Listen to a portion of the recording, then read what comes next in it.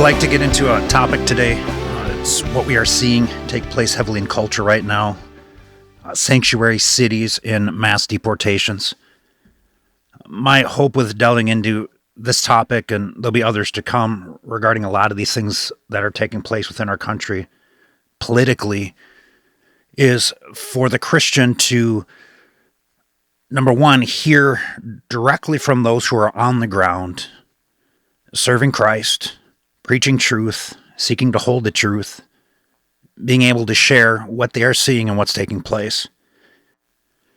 And I believe this is essential for the believer. Why? Because the believer then can pray more effectively for their leaders, for their nation, and for the many efforts that God is bringing forth through his people, quite frankly, in a world that is fallen, where there is much pain and where truth and gospel is deeply needed.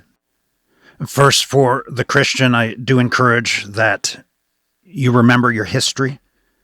We see in Exodus chapter 1 this problem that takes place among the Jews, in which a Pharaoh rises to power, a king comes to power in which did not know Joseph.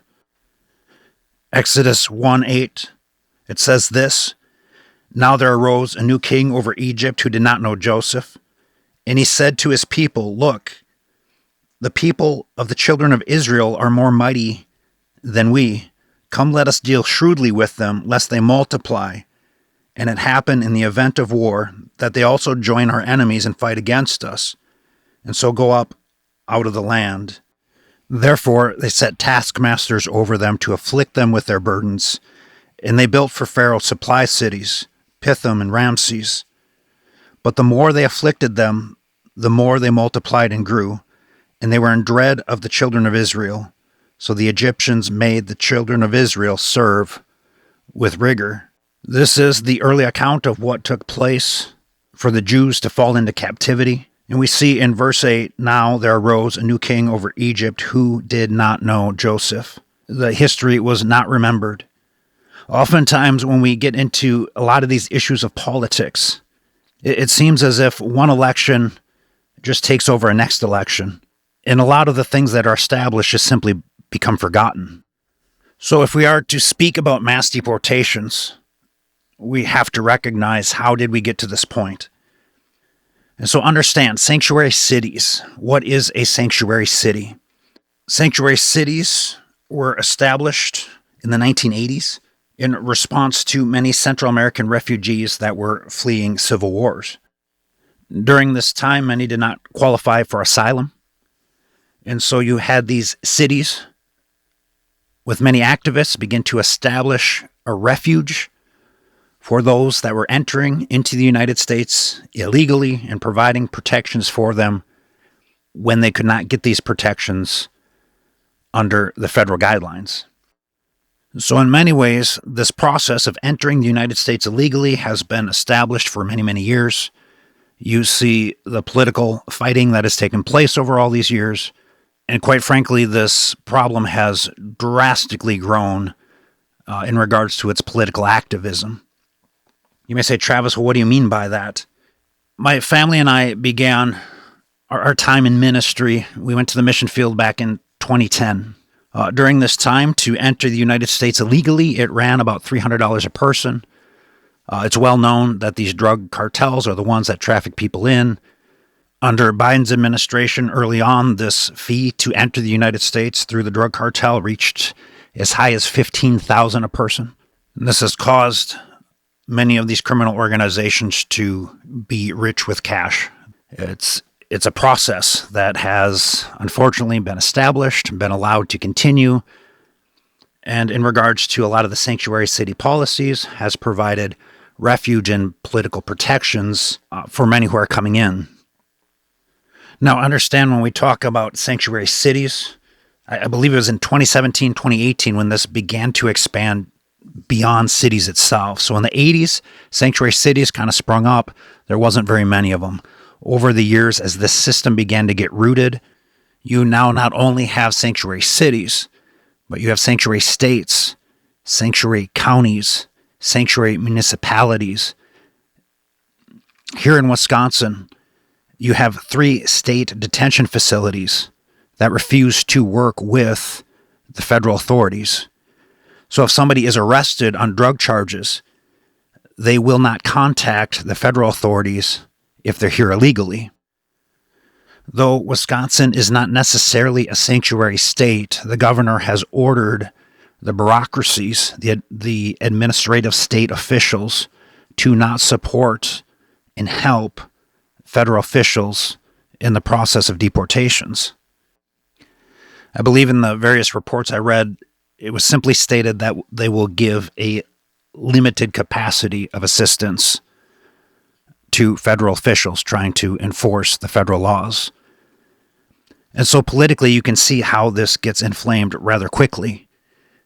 This is why the Trump administration has established detention facilities in other nations, throughout Central America and Africa and various places. From what I'm seeing on the ground regarding deportations, it's a fairly quick process. These things are litigated through the courts. These are federal statutes, long-standing federal statutes. And so the process is fairly quick for those who do not have other charges that they're facing. Now, when you get into cartel, traffickers, drug, sex, whatever it may be, I'm sure that becomes a whole different process. For those who came in illegally, survived getting here, and are now facing deportation, for those that I know, they have had due process. I hear a lot in the news about there's no due process. I'm not sure where that's coming from. Those that I know that have been deported, it's been roughly a 2-week process.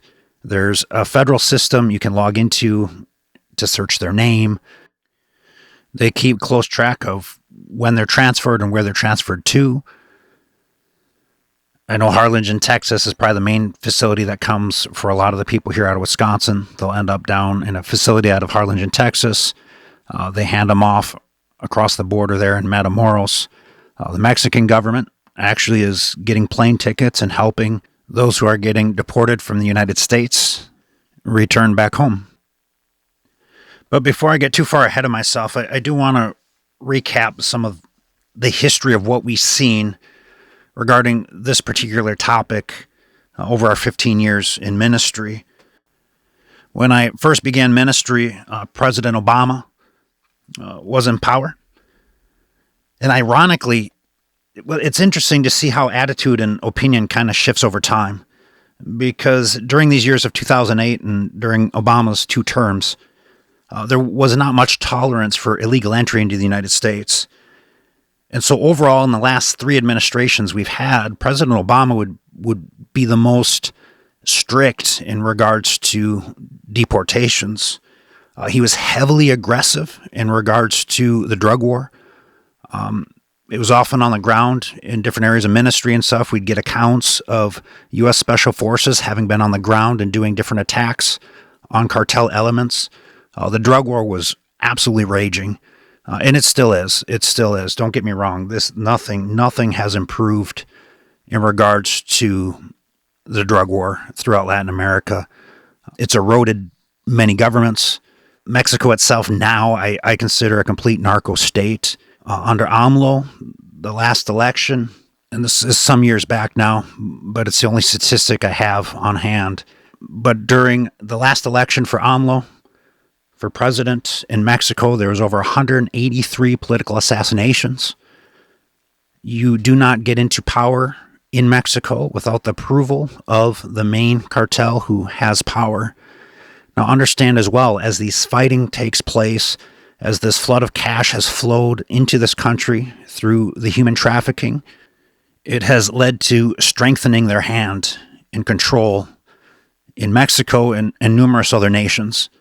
President Obama, if I were to define his time for the 8 years, you had the most deportations, you had the most heavy-handedness regarding drone warfare, various special forces groups on the ground, even actually deployment of lesser fighting elements as well. I know during these years, much younger, and I had friends still in the service, and I know those that were stationed on the border, and one of the things they would often say is they would see more bloodshed, mutilated bodies, beheadings, on the southern border of the United States than they would in their tours in Iraq or Afghanistan. Towards the end of President Obama's term, one of the tactics that came into the news pretty broadly following President Trump's election in his first term was the child separation. What this was is these drug organizations would begin kidnapping children throughout Latin America. Numerous accounts out of numerous areas we ministered into where daughters and sons would just disappear. They would take these children and use them as a tool to enter into the United States, because at this time the policy was if there were children, they would have an easier time being allowed in and allowed to stay. And so these drug organizations began using this tactic as a means to get into the United States. It wouldn't really be their child. It would be one that they had kidnapped and used. And so Border Patrol quickly found themselves overwhelmed with hundreds of thousands of children at the southern border. During this time, I lived on the border in the Rio Grande Valley sector. A friend of mine and I, we sought to begin to help with some of this crisis that was taking place. Under Biden's administration, briefly, you had a time where you had various nonprofits helping with basic life things, food, showering, clothing, things like this at these detention facilities. It wasn't long before they drove out all nonprofit help. The churches, local churches, what I'm talking about in this area. Nonprofits began to be used for human trafficking under Joe Biden's administration. That's not at all what I'm talking about regarding nonprofits during the end of President Obama's administration going into Trump's. During this time, you pretty much had a lot of your local churches seeing the need and stepping up to help. Eventually, the government shut them out. The federal government would not allow them at all near these facilities or in these facilities until President Trump came into power. And then his administration opened up all these areas for ministry. We were told if we would bring in food, we'd be allowed into these camps where we frequently preached the gospel and ministered to those coming in. President Trump enacted what was known as Remain in Mexico. And contrary to many people's belief, President Trump, under President Trump, you had many allowed into the United States. So during 2016, or shortly after, once they enacted Remain in Mexico, a lot of the trafficking was still heavily taking place. These people would be brought up. They would have to stay on the Mexico side. And on the Mexico side, you began to get many areas where these camps sprung up. Now, a lot of these camps were secured. If they were not secure, the cartel would come and actually take the people. So if a person was not being allowed into the United States, one of the biggest risks they had once they were released from the camp would be the cartel coming back and taking them again. They would force them into their slave camps, use them on the front lines fighting, coerce them, ransom them for money, many motivations that they would have. So it was an extremely dangerous time for a lot of this population. I remember coming into this camp on this road, and my friend Graciano at the time, he warned me. He said, this is the most dangerous road in Mexico. The cartel frequently takes all kind of people off these roads, and many of the illegals or migrants coming in would disappear and be taken. So it was oftentimes kind of a mad rush for them as they would come to the door of this facility, this camp. They would get in there as quick as they could. But within the camp itself, it was secure. You had numerous volunteers who would help with basic provisions in life. But for this to be open for the gospel was a great time and privilege of ministry and evangelizing. I would say 80% of the group that we ministered to and evangelized to were coming out of Venezuela. This, again, was from 2016 to about 2020. They would share a lot of the things taking place on the ground in Venezuela. I learned a lot about that country, what was taking place with the Maduro regime, the economic collapse that took place. I may do a podcast on this later regarding Venezuela. You're seeing it in the news a lot because of the kinetic war that's now taking place there. Not only Venezuela, but Colombia as well. These two countries have been heavily involved in a lot of the unrest and politics that takes place here on the ground in the United States. Black Lives Matter, they were heavily involved in Maduro's elections, and they came to prominence in 2020. It's no different now with Venezuela and Colombia as well, with many of these things with Antifa and this fascist movement that is, I don't know if it's beginning to get traction or not. Oftentimes with things like this, all it takes is one sensational tragedy, and all common sense goes out the door.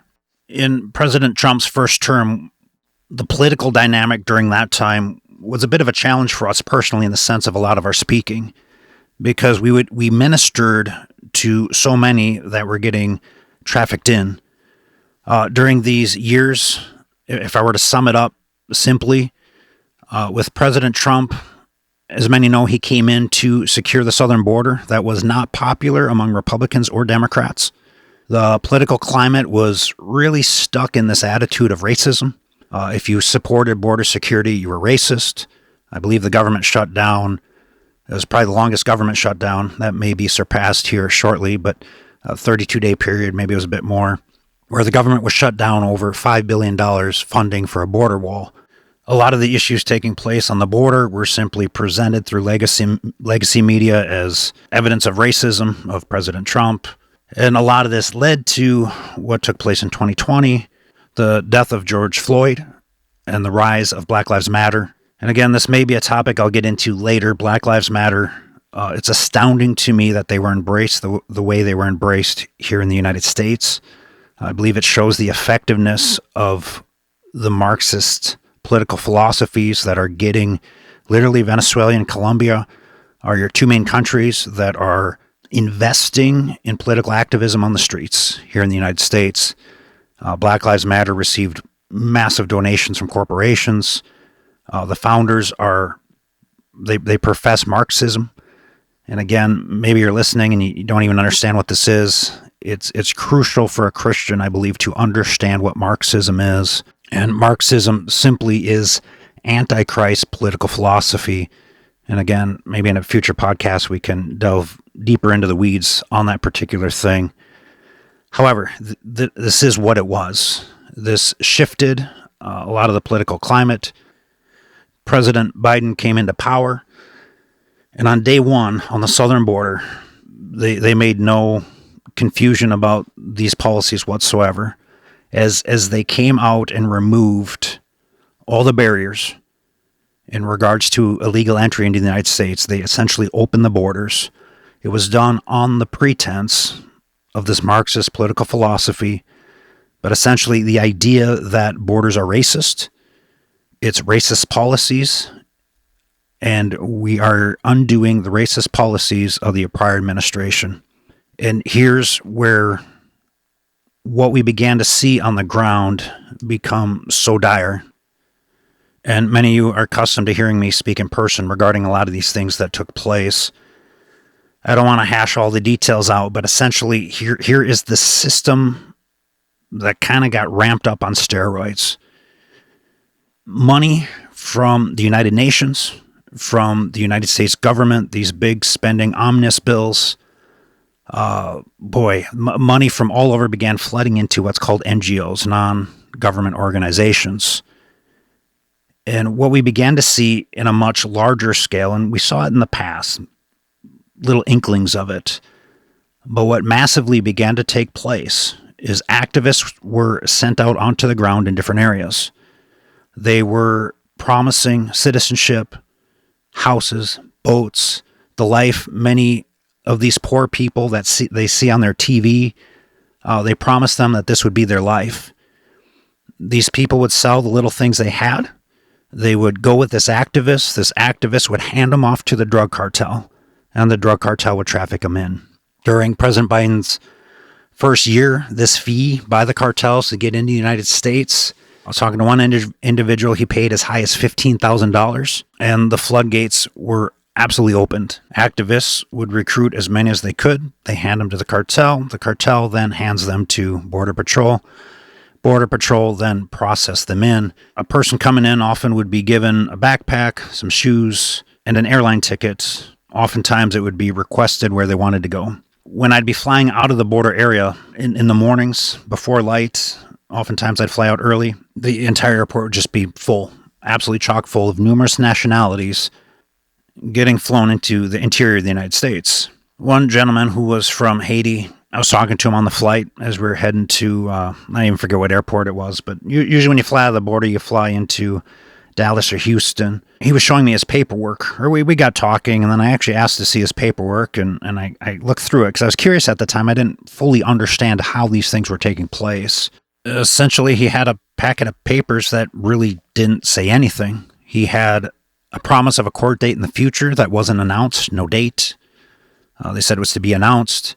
He had no work visa. This gentleman believed that somebody was going to meet him where he was flying to. He had to get to, or his plan was to get to Miami, Florida, and that's where his ticket was given to him to get to. And he said to me, well, I don't know who is going to meet me there. Who's going to meet me there? And this really gets into the heart of the problem of what this system was and even is. The question has to be asked, why? Why would a political group who comes to power send activists all throughout the world into impoverished areas, promise them things they can't deliver, and that's even a nice way to say it. They literally lie to them. They're told they'll get citizenship. There's no intent to ever give them citizenship. They're told they're going to live in prosperity and riches that are in the United States, and then they hand them to the drug cartels. For those that actually make it here, now understand the death toll from these things. And again, I don't want to beat this into the ground, and I know many have heard me speaking on these things, but this is for those who haven't. These drug organizations take the people they want for their purposes. You have slave camps established here in the United States, drug slave camps. You have what I call mass graves throughout Mexico, all of Latin America for that matter, but the last count in Mexico was over 6,000 mass graves. They often call them killing fields, but it's these areas where these drug cartels will dispose of those that they killed. Either they refused to fight for them or work for them. Maybe it was some punishment they were doing. There's numerous scenarios and reasons. This is what that population has been through. They get handed to the Border Patrol. The Border Patrol would then process them into the United States. Now, here is what the sanctuary cities, states, municipalities, counties began to do. In an area close to us here, over in Minnesota, a county began to offer $12,000 for any migrants to come and settle there. And understand, the word spreads really quick among these populations. That kind of money, $12,000, for a lot of these people is 3-4 years of income. And so they offer this incentive. Well, come live here, come settle here, we'll give you this money. And that's what takes place. They begin to connect them with all the social services. Here in Wisconsin, this is what's fascinating as well, and it shows you the illegal nature of a lot of this political movement. Here in Wisconsin, for example, there's one gentleman, he needed the medical care, and so he goes to a clinic. He was here illegally, he didn't have papers, and they put him onto the state program. And there's a section out of this application that he's filling out where the official looked at him and directly said to him, "Don't fill out that page, I will take care of it." Well, that page that they were instructing him not to fill out was a verification of when he entered the United States. Here in Wisconsin, if you've been illegal in the state for 5 years, you will qualify for their Badger Care health care. He had been here maybe 6 months. He didn't qualify for it. This official said, "Don't worry about it. I'll take care of it." There's many of this population that's been brought in who have been given Social Security cards. And so these sanctuary areas, they connect them to as much of the system as they possibly can to integrate them into it. So why do they do this? Why under President Biden's administration did they open the border the way they did? We don't even have a set number of how many actually were brought in. I anticipate that number. This is including asylum claims. But based off looking a lot of the statistics that Biden's administration put out of not only the illegal entry into the United States, but asylum itself, I place that number about 36 million people have been trafficked into the United States. Now, again, understand every single person that comes in through that southern border outside of a port of entry paid the cartel fees. There are some prior podcasts I did that cover in-depth information on that particular process. Just scroll down the menu, and you can find more information regarding what that system was. In my first year here on the ground in western Wisconsin in 2020, when we began the effort of Hispanic outreach here, I met a gentleman who was from Honduras. He was in crisis. It was a phone call. I guess the details of it don't matter, but I was put in touch with this gentleman. He was in great crisis. He was from Honduras. I spent about 3 hours with him, and he shared in detail the activity, the cartel activity that was taking place throughout the area. And so this is another major thing that we're in a rural area. These areas are not accustomed to these kinds of things. He likely spoke much more freely than he intended to, but he shared with me how the cartel has rooted itself on these farms. These farms have become main trafficking points, not only for sex trafficking, but drugs and other human trafficking. One of the biggest social issues that has taken place with the open borders is the inviting in and bringing in of this cartel element all throughout the United States. This is a realm in which I'm very accustomed to in regards to ministry. We have seen it from day one on the ground in ministry with a lot of ransoms and many other things that have taken place over the years throughout Mexico. In my ministry to the population of Hispanics here throughout western Wisconsin, from 2020 up until this year, a major area that we were ministering into was those who are getting coerced and shooken down by the cartel. And it's easy for so many who live in this area to never see it. Why? Because they do these things in the dark. It is not uncommon for workers here who have come in to be reapproached by the cartel and threatened their very life if they don't pay what I call the war tax. But it's a fee, it's a certain percentage of their wages each month that they work. The sex trafficking is rampant. Drugs have become rampant. Many of the requests I get will reach out requesting help in various court situations and all kinds of things. Much of your court system is backlogged with all kinds of cases. And what I generally just simply tell people is when government creates a lawless system, you get lawlessness. We must recognize this and remember this in regards to the deportations that are taking place now. And if we have a conversation on sanctuary cities and deportations, this context is so important. If you were to ask me, Travis, why? Why do sanctuary counties, municipalities, cities, townships, states pay people to resettle there? Why are they giving them that much money? Why did that take place? Why was the southern border opened the way it was? Because the reality is it doesn't seem to make a whole lot of sense. If they decided they wanted workers here for the United States economy, there was numerous other ways to go about getting labor if that's truly what the incentive was, and I don't believe it was at all. I believe what we have seen taking place in our country in these incentives for those who have been trafficked into the United States to settle into sanctuary areas, sanctuary cities, counties, states, etc., is solely for the purpose of what we see in our elections. Understand in the United States, the Electoral College, the points for the presidential election are solely based off of a population. In the 2020 census, when they did the count, they did not count just American citizens. They counted all people. And so when you flood a nation, when you flood a system like ours, for the purpose of creating a larger population, and then you settle that population into your cities, it gives them numerous things. Number one, that particular jurisdiction or area gets an increase in federal funding. Areas with a higher population oftentimes receive more money from the federal government itself. So for presidential elections, the Electoral College points are distributed based on the population count, as well the district seats in the House of Representatives. Essentially, higher population equals more representation. The extra seats then get drawn in the Democrat strongholds. This is all getting taken apart by Trump's administration, and it's why you will continue to see a massive political fight on this taking place. Quite frankly, if the Democrat Party loses this illegal population from their cities, they're going to lose mass federal dollars. They're already losing large amounts of points in the electoral system, the Electoral College, coming up by 2030.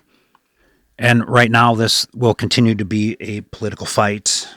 So your states and cities and county governments are fighting back against the federal government. Now, understand as well, constitutionally, this is what's going to be interesting with these litigations in court, is because constitutionally, you have the separation of powers. You have the federal and the state. So state, city, and county governments are fighting back against the federal government. In total, I believe the report that the federal government has put out regarding this is there's over 500 jurisdictions nationwide that do not support or will support in a limited capacity deportations. Here in Wisconsin, there's 3 state prison facilities that provide limited or no cooperation with the federal government. There's in other states, it gets to be much, much more. But again, this is why you have detention facilities established in foreign countries. If your local and state officials will not help, the federal government needs another venue or avenue of holding and processing people. And that is very much what a lot of these foreign facilities are established for. In closing, continue to be in prayer, please, for our ministry here, for the work Joe is doing on the southern border. As you hear a lot of these things in the news, again, remember us, pray for us as we continue this work, and we trust God will do a great work for it. When it comes to deportations, understand a deportation is not the end. Our desire that many we have touched and prayed for and been ministering to will be used by God in a powerful way, wherever they may be. One other comment regarding, this is more of a side note than anything. One of the things you'll see and often hear through legacy media is this idea of masked men, right? They're the Gestapo masked, taking away people. When it comes to these federal officials wearing masks, covering their face, this is very common throughout Latin America. Actually, throughout Latin America, I have never seen federal officials that are warring against the cartel not be covered. Essentially, it protects their identity. Why? Because these cartel organizations will assassinate and target and kill and intimidate these officials.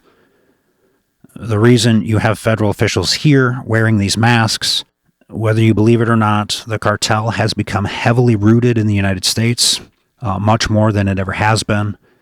We've seen this firsthand on the ground in many that we minister to. Be in prayer for the effort that we're doing as well. Remember Joe on the border and the work still taking place there. We appreciate so many of you. I hope some of this information has been helpful for you. Again, this is for the heart of bringing these things to our Lord in petitions and requests for Him to be glorified and the church to be edified.